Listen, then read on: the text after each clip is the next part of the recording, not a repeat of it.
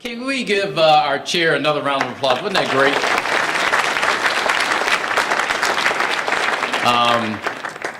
It's so good. I brought my speech up here. There's a couple of people I want to thank. First of all, to Nancy Cobb.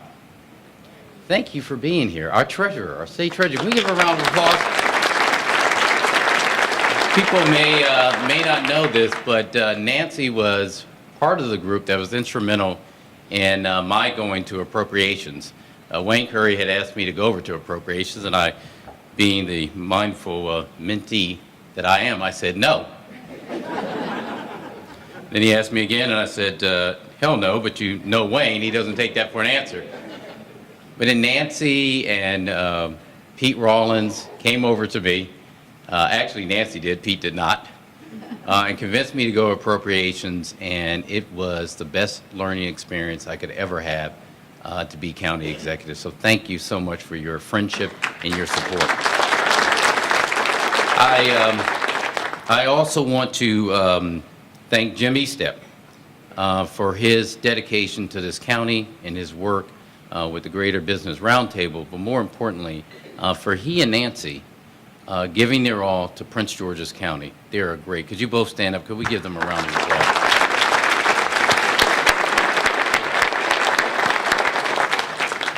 And what can you say about Gwen McCall? She and her team have done a terrific job, as we knew they would. Thank you for everything you've done to move this administration, this county forward. And the board. Can we give the board a round of applause also? I know we talked about this gentleman's father, but we certainly want to make sure that we recognize Gary Michael, who's a part of our EDC board, and for his, thank you, Gary.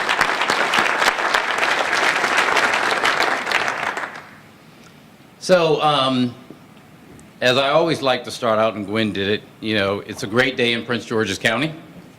We are so pleased to have all of you here. We certainly are glad to be here with Economic Development Corporation and Greater Business Roundtable. We thank them for all their work. There was a saying by President Obama, and he said, change will not come if we wait for some other person or some other time. We are the ones we have been waiting for. We are the change we seek. And he was so right. For the last 4 years, the mantra of this administration has been change.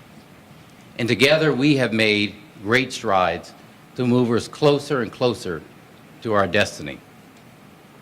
And today we can boast of having 2 sites of the 3 that GSA is looking at for our FBI, for the new headquarters that will come here. And last year, as the chair mentioned, we broke ground on the new department, Maryland Department of Housing and Community Development. And next month, we're going to cut the ribbon on that, celebrating for the first time a state agency here in Prince George's County. Here in Prince George's County. A project that will jumpstart our development in New Carrollton. In the last 4 years, we have reduced crime by an astonishing 36%. 36%. And as of this morning, we're down 21% from last year's numbers. We have shown the state and the region that our ability to reduce crime is not a fluke. We have done it through programs. One of the initiatives that I love and that we probably ask all of you to participate in, and that's our Transforming Neighborhoods Initiative, better known as TNI. That by working with communities to solve problems in a holistic manner, that we can make a difference.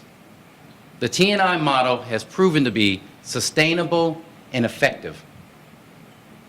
We have reduced crime, which is helping us bolster our housing market. Housing sales and property values are improving, and we expect that to continue. We are bringing in new development, and we continue to chalk up wins, like, where's Brad from? Our new Whole Foods, Bradley.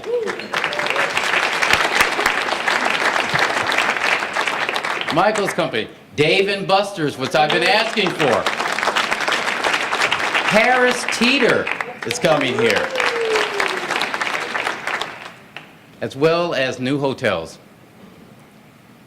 Companies that have been with us for a while, like Bozzuto and Thompson Creek Windows, have elected to stay in Prince George's County and expand their businesses here. Other major projects are coming, and we're continuing to move forward. In fact, as was mentioned, we have $6 billion with a B, amount of projects that are in the pipeline and working their way through. They range from our $650 million new regional medical center to our $1.2 billion, and I'm so glad it's $1.2 billion, destination resort at MGM.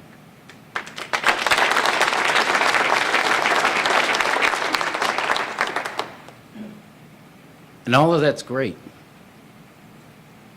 But in order for us to continue this unprecedented growth, we must be bold, innovative, and willing to take an aggressive measure that will ensure our economic future. In this year's budget, here comes the sad part, or as I like to tell my young adults that still live with me, the reality of being grown. In this year's budget, we made some very tough decisions. We decided no longer could we dip into our reserves to resolve revenue shortfalls, that in order to maintain our AAA bond rating, that was imperative for us to propose cost-cutting measures that will have an impact on the long term in our expenses. So this year's budget has furloughs for our employees, proposed layoffs of 110 employees in the budget to help balance it. In addition, those great agencies that stood up and we applauded for, we asked them once again to cut, make the needed cuts, and also still provide the services. There are only two areas we did not cut in this budget. Only two: public safety and education. These two critical areas define any jurisdiction, and Prince George's County is no exception. We have turned the corner on crime. We are bringing major economic development to the area. But the one area in Prince George's County over these last 4 years that has been the Achilles heel of this county is the perceived quality of our public education system. While we have made some important changes that have improved both how our schools are run and how our children perform, I am not satisfied with where we are today. Without a strong school system, our property values will continue to lag, and we will be handicapped in our ability to attract businesses and commerce to our county. It is why we must do what our neighbors have done. The district, Arlington, Fairfax, Montgomery counties have all done to attract people and commerce to their areas. They have demonstrated their commitment by investing in our education, in their schools, and their students. Folks, these are our competitors. This is a very wealthy region we live in. 7 out of 13 of the wealthiest counties are around us. Those are the folks that we're competing for: residents, businesses, and retail. And we can't afford to lose sight of the fact that our schools are paramount in our future success. It is our economic necessity. Former Labor Secretary Robert Reich once wrote or said, over the long term, the only way we're going to raise wages, grow the economy, and improve American competitiveness is by investing in our people, and especially education. Improving the quality of our schools is key to helping us accelerate our recovery from this recession. Without a strong school system, young families in DC and surrounding areas will think twice about locating to Prince George's County. Without a strong school system, it would be far more difficult for us to become that economic engine for the state of Maryland. Our children, our schools are important for us and important for our progress. We cannot continue to kick their future, our future, down the road like as some old can.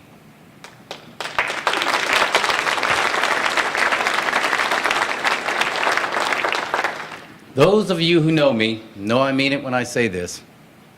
I will not stand idly by and let us marginalize ourselves or our children.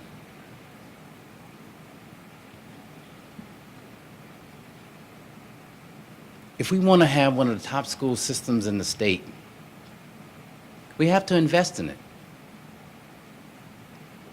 We have to believe that we can make it happen. We have to believe with our heart and our mind and our soul that our school systems, by investing in them, can move from where they are at the bottom to the top 10 by the year 2020. We have to believe it.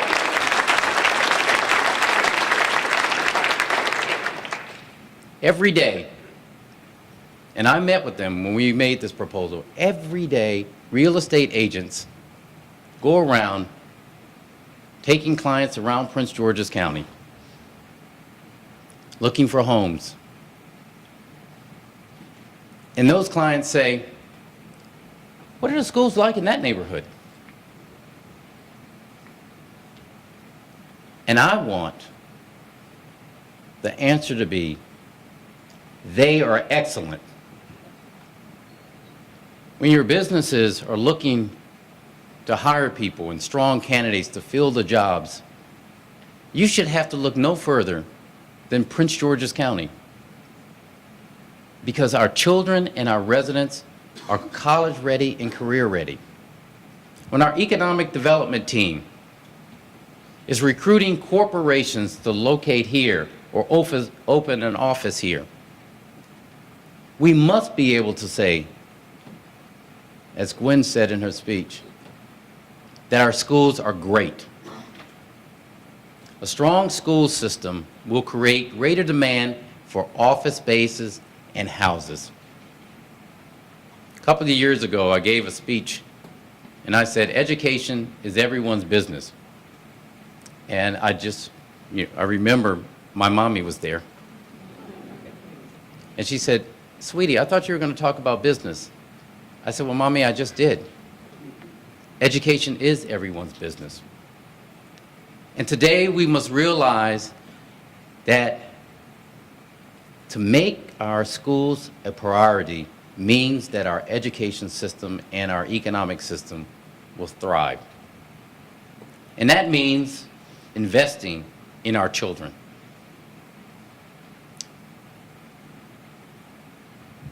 You know, there is a perception that our schools are not well run. And so when we made this daring proposal, some said, well, he's just throwing good money after bad. Well, I heard you. But we have made changes. We made changes in the leadership of our schools. And we are now in a better position to take on the very challenging task of catapulting our school system from the bottom to the top. I understand that voters and residents and you in the business community are going to look at several key factors before you decide to support a project or an initiative. I knew that we had to show you that changes were being made in our schools and our children, and show that it's worth the investment we're asking you to make. That is why 2 years ago, we went to the General Assembly and we asked for the ability to reshape and revamp our school system.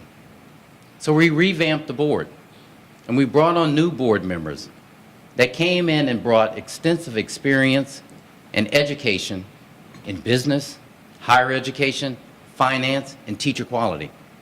We hired one of the top superintendents, Dr. Maxwell, a son of Prince George's County, who's worked in 3 successful districts before coming here to come in. We changed that position name from superintendent to CEO.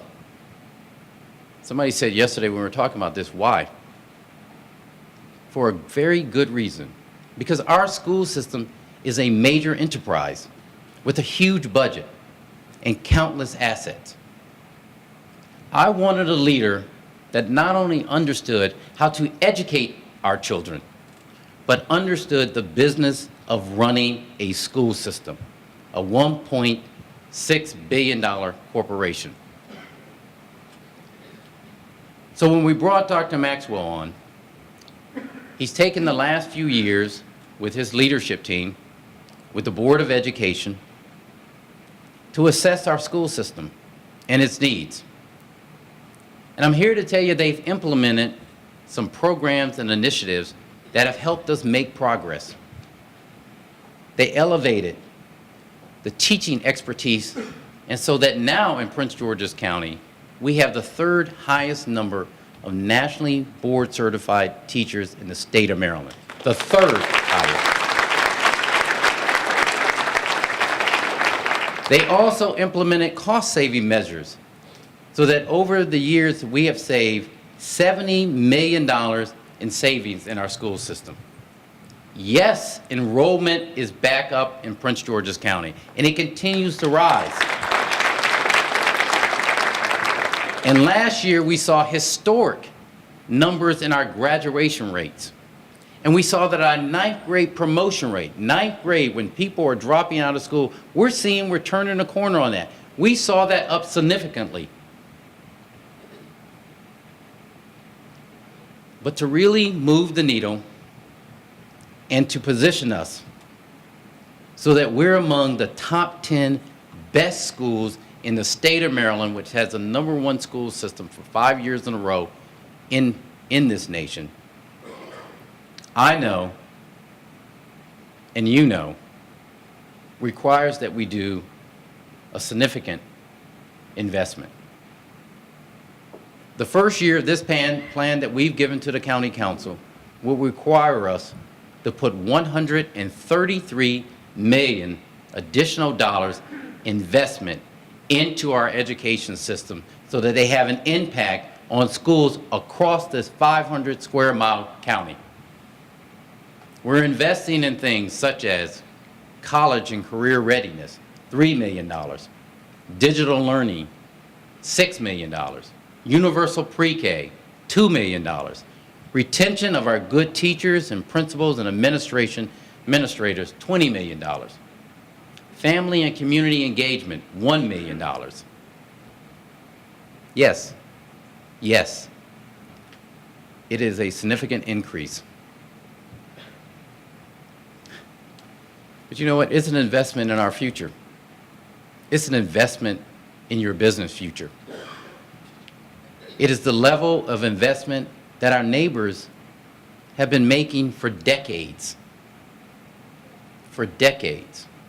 When you compare what we invest to our neighbors in their school system, our neighbors like Montgomery County, Fairfax, Alexandria, and Howard County, their local contributions, when you compare ours, it's the lowest of any percentage in the Washington region, the lowest.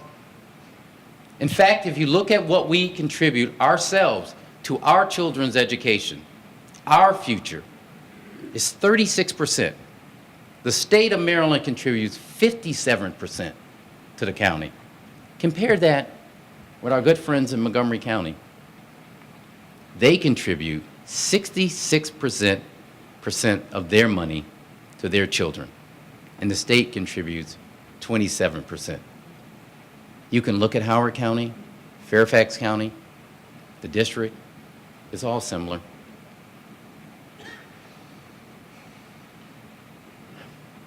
The fact of the matter is,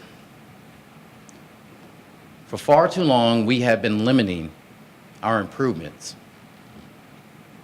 Well, this is our opportunity to change that.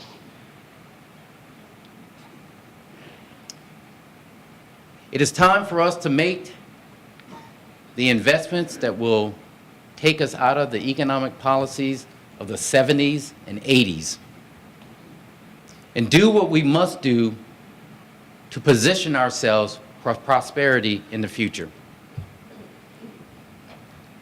For 15 cents, 15 cents, we can dramatically improve our education system. And yes, we're going to ask you to help us. Shared sacrifice. We're asking the business community to invest in our schools and in yourselves. We're asking you to contribute through property, personal property, and telecommunications taxes. I know yesterday was tax day. I know nobody likes to pay taxes. I don't like to pay taxes. But if we're going to change the trajectory of this county,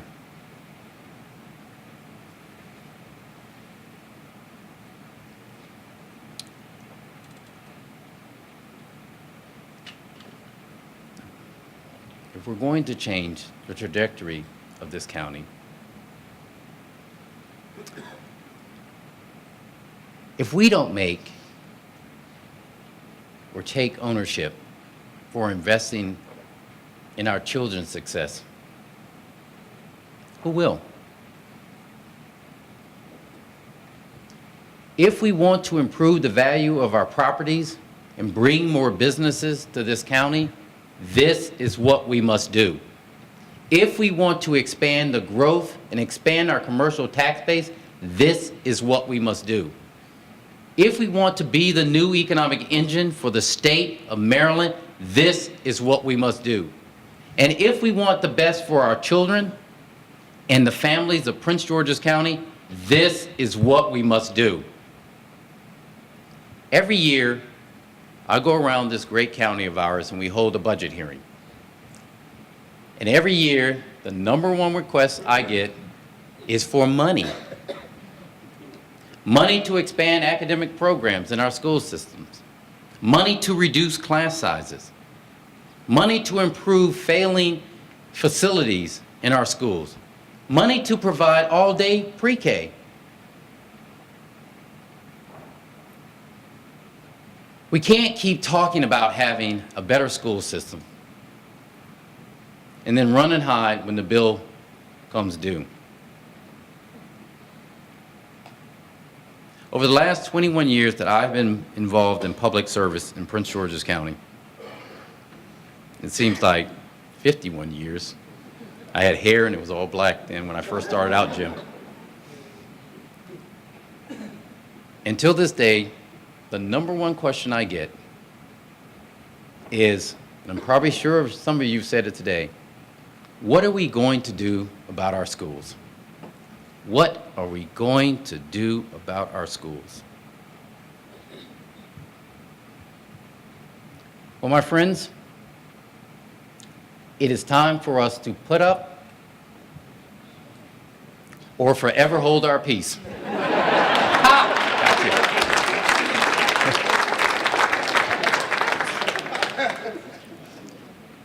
You know what? Either we want the best schools or we don't. It is that simple.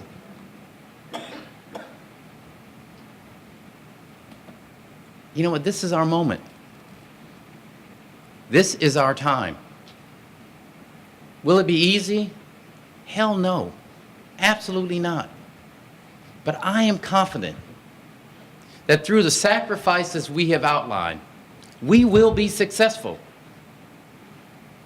With an unprecedented amount of economic development on tap, as our chair said, decreasing crime rates, improving healthcare system with our new regional medical center, and one of the top superintendents leading our schools. Our county is moving in the right direction. But we must embrace this challenge, embrace it, and lay the foundation for our children in this county for generations to come.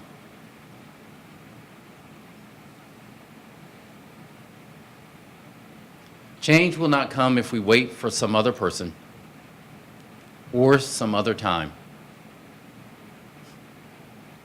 We are the ones that we have been waiting for.